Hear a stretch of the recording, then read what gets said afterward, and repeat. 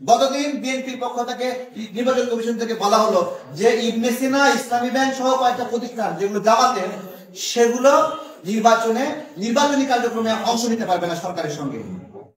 তো জামাতে ইসলাম যাই বলতেছে যে ইসলামী ব্যাংক এবং ইবনে সিনা এগুলো তাদের প্রতিষ্ঠান না, সুতরাং তারা নির্বাচনে অংশগ্রহণ করতে পারবে।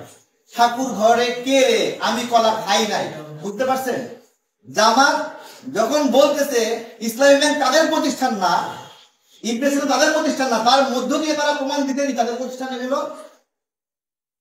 জামাত শিবিরের নেতা কর্মীদের তো ভয় নাই, তারা তাদের মধ্যে যে ব্যবসা প্রতিষ্ঠান বানায় নিচ্ছে সেখান থেকে। এবং দেখেন গত কয়েকদিন আগে 5,000 লোক এখান থেকে বের করে দিল, সেখানে প্রতিবন্ধীদের বের করে দিয়েছে। এবং তারা একটা মিথ্যা ছড়িয়েছে যে এরা নাকি অনার্স মাস্টার্স করে নাই, এরা নাকি এসএসসি পাস, তাদেরকে নিয়োগ দিচ্ছে। জামাত ইসলাম দেখা যাদেরকে 5,000 মধ্যে বের করছে তাদের মাঝে 1% না, একজনও যদি এসএসসি পাস থাকে, এইচএসসি পাস থাকে, তারা দেখাতে পারবে না। একটা মিথ্যা গুজবের রস ছাড়িয়ে তারা এগুলো প্রচার করছে। তারা বলছে কোটি কোটি মানুষের কর্মসংস্থান করবে, কিন্তু তাদের প্রতিষ্ঠান থেকে জামাত শিবিরের বাইরে কেউ বের করে দিচ্ছে। আজকে আপনারা বুঝতে পেরেছেন 5,000 কর্মীকে বের করে দেওয়ার উদ্দেশ্য কি? এই লোকগুলোকে পরিবর্তন করে জামাত শিবিরের লোক ঢুকাবে এবং তাদেরকে দিয়ে নির্বাচন করাবে। এই ধরনের প্রতিষ্ঠান বাংলাদেশের স্বাধীনতা এবং সার্বভৌমত্বের বিপরীত, যেখানে একটা নির্দিষ্ট রাজনৈতিক দলের লোকেরা শুধুমাত্র চাকরি পাবে। সেই প্রতিষ্ঠান যখন ইসলামী ব্যাংকে টাকা রাখি তখন তো বলে না শুধুমাত্র জামাত শিবির টাকা রাখবে, তখন তো সবার টাকা নিতে মজা পায়।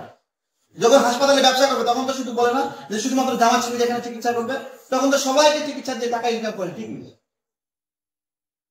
তো এইগুলো আপনাদেরকে বুঝতে হবে।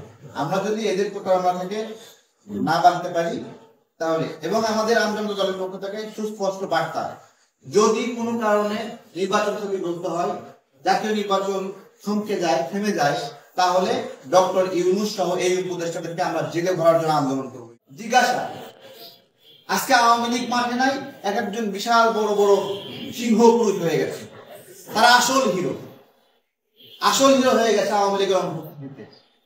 কিন্তু আমরা তো দেখেছি 28 তারিখ গেল, তাই না?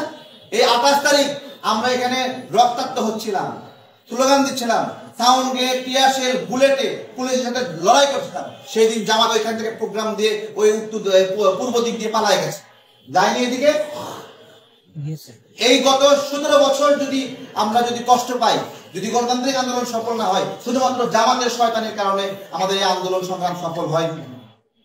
এবং তাদের একটাই মাত্র এজেন্ডা ছিল, যে এজেন্ডা হলো তারা যদি ক্ষমতায় না যায় তাহলে এই গণ অভ্যুত্থান দিয়ে কি হবে, এই আন্দোলন দিয়ে কি হবে। আজকে আওয়ামী লীগকে, জাতীয় পার্টিকে সহ বিভিন্ন রাজনৈতিক দলকে নির্বাচনের বাইরে রাখার কথা হচ্ছে। বিএনপিকে বুঝতে হবে এটা একটা শয়তানি।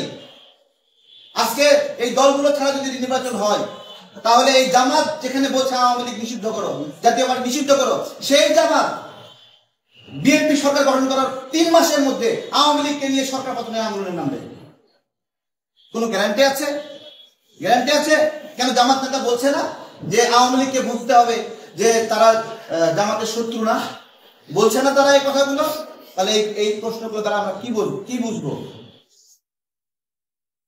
আমরা স্পষ্ট কথা, এই জুলাই সনদ প্রাথমিকভাবে মুক্তিযুদ্ধের বিরুদ্ধে একটা সনদ হিসেবে দাঁড় করানোর চেষ্টা করা হয়েছে। মুক্তিযুদ্ধের মূলনীতি, সংবিধানের মূলনীতি এই জায়গায় হাত দেওয়ার চেষ্টা করা হয়েছে। আমরা বলছিলাম এদের জনগণের সাথে সম্পৃক্ত কিভাবে, এই যে মূলনীতি সরাতে চান জনগণের সাথে সম্পৃক্ত কিভাবে, কেউ ব্যাখ্যা দিতে পারে নাই। একটাই যুক্তি যে 72 সংবিধান ছুঁড়ে ফেলা যায়। কেন 72 সংবিধান? তুমি ছিলা 72 সংবিধান আদায় করার সময়? তুমি তো বড় বড় মিছিল করছিলাম মুক্তিযুদ্ধের বিরুদ্ধে। বাংলাদেশের নাগরিকদেরকে বলবো, আমাদের বড় বড় মিছিল দেখে আপনারা ভয় পাবেন না।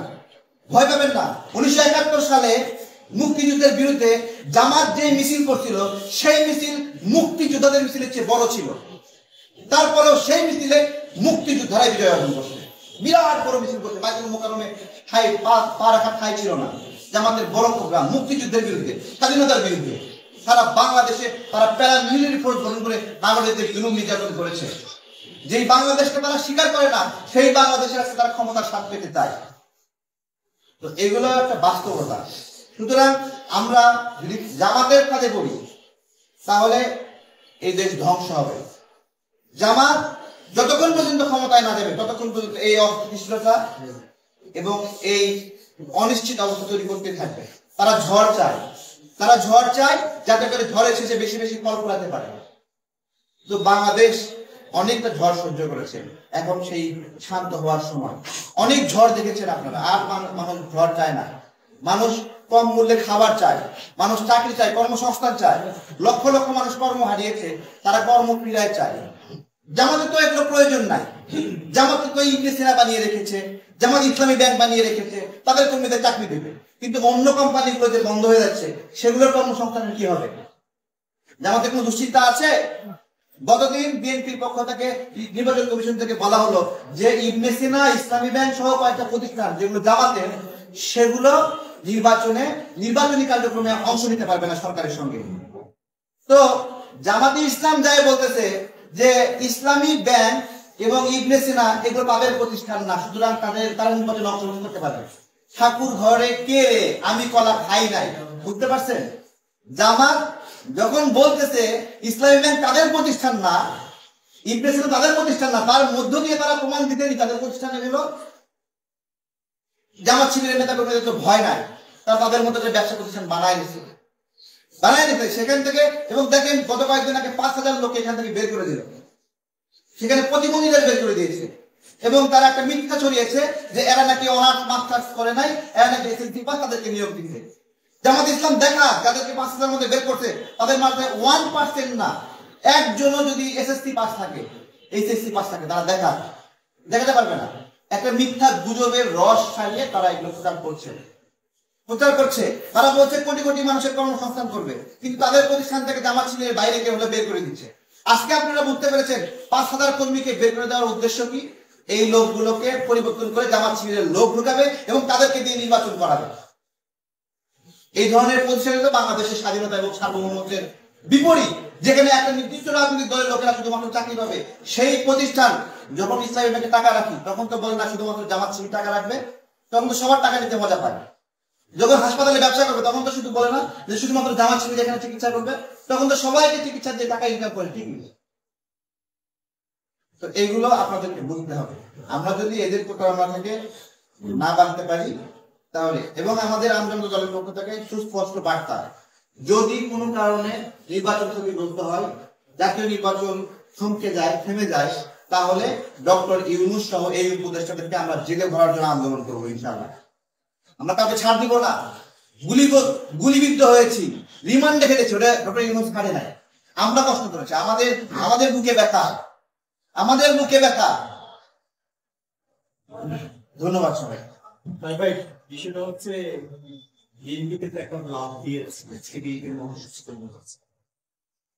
এত বড় একটা রাজনৈতিক দল তাকে